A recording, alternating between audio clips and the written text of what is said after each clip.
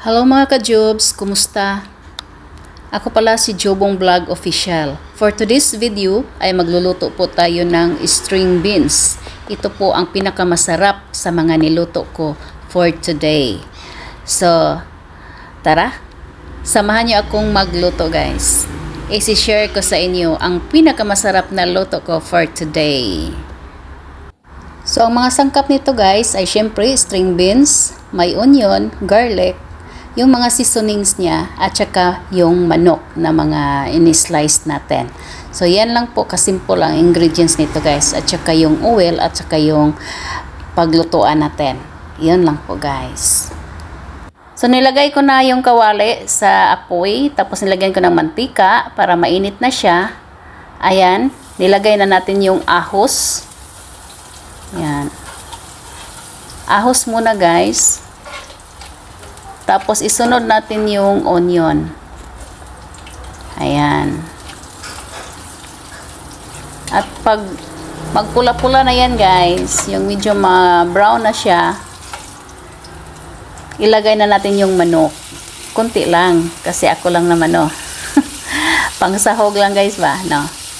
So kunti lang nilagay ko, kasi ako lang din naman ang kakain. Ayan. So, hintayin natin yan na mag-brown siya. Ito ay mostly na niluluto natin sa atin, no? Lalo na sa probinsya. Pero mas pinasarap pa. Yan. So, hindi ko siya nilagyan ng tubig, guys. Yung tuyo lang talaga. Tapos, ayan na. Nilagay ko na yung string beans. Ang pinaka-main menu natin. Ayan. So, pagkatapos natin ilagay dyan, takpan muna natin siya guys, para maluto siya. Ayan na. Tinakpan na natin. So, hintayin natin siya for about mga 5 minutes. Ayan. So, nilagay na natin yung asin, yung mga panlagay nyo guys, asin, mga magic sarap, ganon, yung soy sauce or soya sauce. Yan, para magpula-pula siya. Yan. Hindi natin siya lagyan ng tubig. Yun lang ang sauce. Yan. Para masarap siya, parang lasang adobo talaga.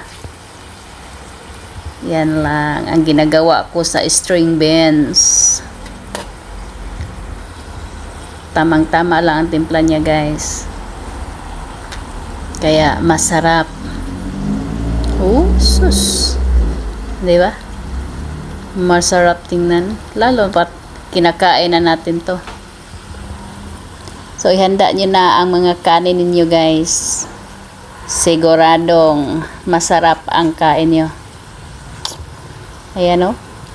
So, hintayin lang natin siya for about a minutes guys.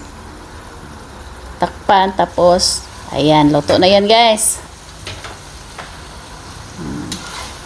I-transfer na natin siya sa plate. Kukuha muna tayo ng plate para i-transfer na natin. Patayin natin yung apoy. Hindi natin siya i-overcook para masarap.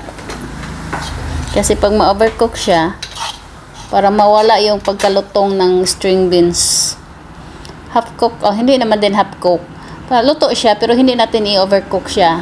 Ayan. Tina-transfer na natin sa plate, guys. Diba? Konti lang. Tamang-tama lang sa akin yan. Isinishare ko sa inyo, pero may sobra pa rin yan siya. Kinakat ko into 2 para sa umagahan, para may ulam pa ako. Ayan, masarap yan guys, promise. Try nyo ring magluto ng ganito, very simple.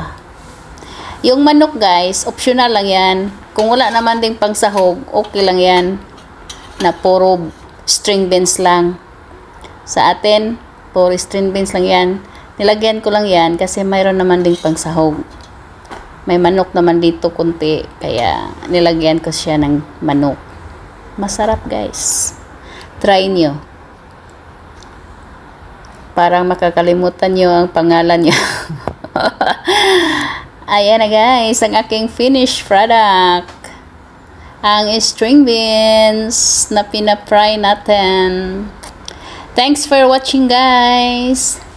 Shout out pala sa aking mga members sa aking channel. Kay Dance My Loves channel, kay Angelique Magsino, at kay Winnie Nalagon. Thanks! See you on my next video.